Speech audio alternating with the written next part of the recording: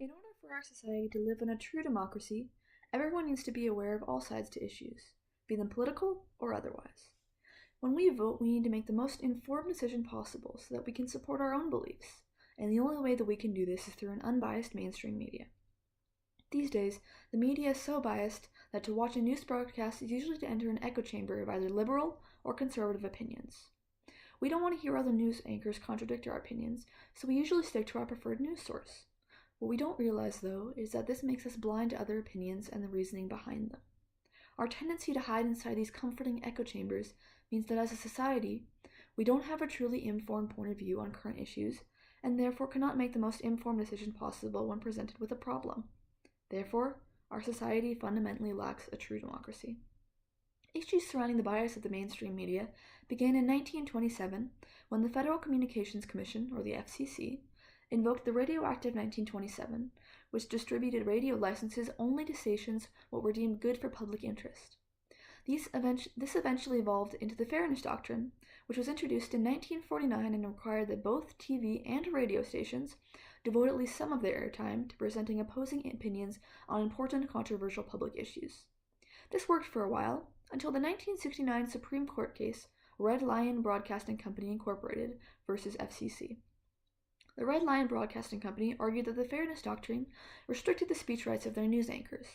The Supreme Court and Congress started to percolate on the constitutionality of the Fairness Doctrine, and in 1987, the FCC revoked the act after Congress hinted that they might need to reevaluate it.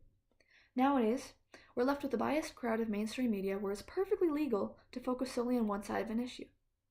Of course, the Red Lion Broadcasting Company did bring up a fair point. America operates on the principle that Congress shall make no law abridging the freedom of the speech or of the press. But the job of the press is to inform the public of relevant current issues in today's society.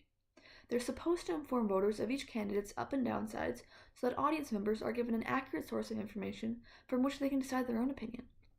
Instead, we're left with local and national news stations focusing solely on the good side of one candidate and villainizing the other. I can understand why people would claim that this restricts the press's freedom of speech, but in my opinion, it's really not. The Fairness Doctrine did not restrict the content of the news, it just restricted the news anchors from integrating their own opinions into information that was broadcast nationwide. And anyways, today we have personality talk shows where news anchors can go into detail about their own take on issues. But our society fundamentally lacks an at least somewhat unbiased news source that's trusted by both political parties. Right now, I'm going to present two arguments about why the mainstream media is hurting our society's democracy. Argument number one. No one trusts the media on the other side. Arguably, all of our mainstream media has either a bias towards the Democratic or the Republican Party. These media channels are staunch in their opinions, rarely bringing representatives from the opposing party onto their shows to present their take on an issue. When they do introduce a representative, though, in my limited experience, they are barely given the chance to speak. Instead of presenting an accurate depiction of why they believe their side is right, these representatives are often brought on only to reinforce how the other side is wrong. This serves to divide the parties to an even greater extent, harming our democracy through not only presenting biased information, but damaging the unity of American society. According to a 1998 Gallup poll, 60% of Democrats and 50% of Republicans back then trusted the mainstream media. The same Gallup poll in 2016 reveals completely different results. While 50% of Democrats still trust the media, 15% of Republicans have faith in it. CNN political commentator S.E. Cupp comments on this divide, stating that, quote, the media has been a left-leaning, urban-minded, somewhat elitist outfit with a blind spot for conservative America, end quote. But both sides are at fault in this split. Cupp goes on to claim that, quote, sowing distrust in the media the way President Trump regularly does not only create confusion and chaos, it leads to a collective sense that no one can be trusted, end quote. Moving on to argument two. The media refuses to acknowledge any contradictory opinions as right. According to the Pew Research Center, 44% of those surveyed said that they had relied on CNN for news in the past week. And All Sides, a media bias rating site, ranks CNN as leaning towards the left. My point is, people tend to rely on the same news outlets even though it might possess bias. I can see that there will probably always be some measure of bias in the news, but the real problem in our media is that it has a tendency to focus only on minute aspects of global problems.